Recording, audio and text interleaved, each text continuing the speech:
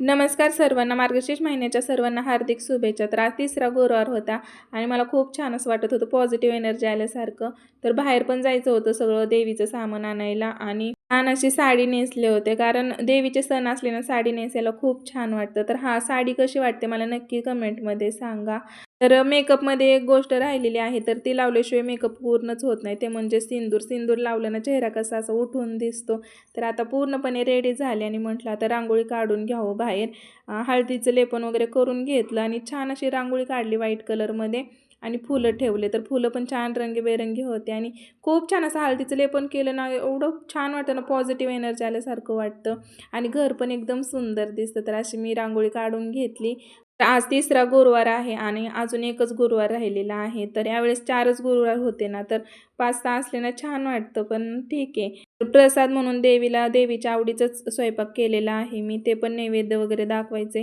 तर एवढे फुलं आणले होते ना आज, तर ते मावत नव्हते, म्हणून मी अशी दारात सगळ्या फुलं ठेवून दिले. देवापाशी पण ठेवले आणि अशी बाहेर पण ठेवले, कारण फुलवाल्यांनी आज मला एक्स्ट्रा फुलं दिले होते. म्हणून म्हटलं दुसऱ्या दिवशी तर खराबच होणार आहेत ते, म्हणून असे ठेवून दिले. आणि एकदम सुंदर असे माझी रांगोळी पण रेडी झाली. त्याच्यानंतर मी गेले, नैवेद्याचं ताट बनवायचं होतं. उशीर झाला होता, म्हणजे 7 वाजले होते. 6 वाजेपर्यंत नैवेद्य दाखवतात, पण मला सर्व आवरता एवढा उशीर झाला, कारण पुस्तक वगैरे पण वाचायचं होतं आणि पुस्तक वाचल्याशिवाय आपलं देवीची पूजा पूर्ण होत नाही ना. मग पुस्तक वगैरे वाचून घेतलं. त्याच्यानंतर सगळं स्वयंपाक आवरायचं वगैरे. आरू पण असल्यामुळे पटकन होत नाही ना, मध्ये मध्ये करत असते.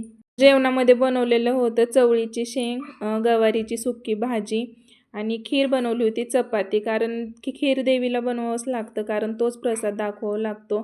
तर मार्गशीर्ष महिन्यामध्ये महालक्ष्मी देवीला आहे ना खीरच जास्त सगळ्यात जास्त आवडते, त्यासाठी खीरच जास्त प्रमाणात बनवतात. मी 3 गुरुवार झाले खीरच बनवते. आता पुढच्या गुरुवारी बघू काय बनवायचं, ते ठरवलेलं नाही आहे. छान असं ताट रेडी केलं, कारण एवढं मोठं ताट वाढण्याचं कारण म्हणजे हेच, कारण छोट्या ताटामध्ये नैवेद्य दाखवायचा नसतो.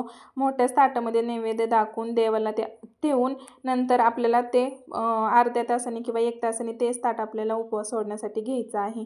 कारण आपण म्हणतो गाईला वगैरे चारायचं, पण नाही, देवीला ते आपण प्रसाद दिला ना, तर तोच प्रसाद आपण खायचा असतो. तर मी पहिल्यांदा देवीला पाणी पाजलं आणि थोडीशी खीर आहे ना, तर ती अशी चमचेने थोडीशी दाखवली, कारण असं आपण देवीला चारल्यासारखं होतं, तर ते करावंच लागतं आणि खूप छान वाटतं. देवीचे आशीर्वाद घेतले आणि अगरबत्ती वगैरे लावली, म्हणजे लावलं होतं, पण जेवणचं ताट केल्यानंतर पण लावायचं असतं ना, तर म्हणून पुन्हा एकदा अगरबत्ती लावली, स्वतःला हळदी कुंकू लावून घेतलं.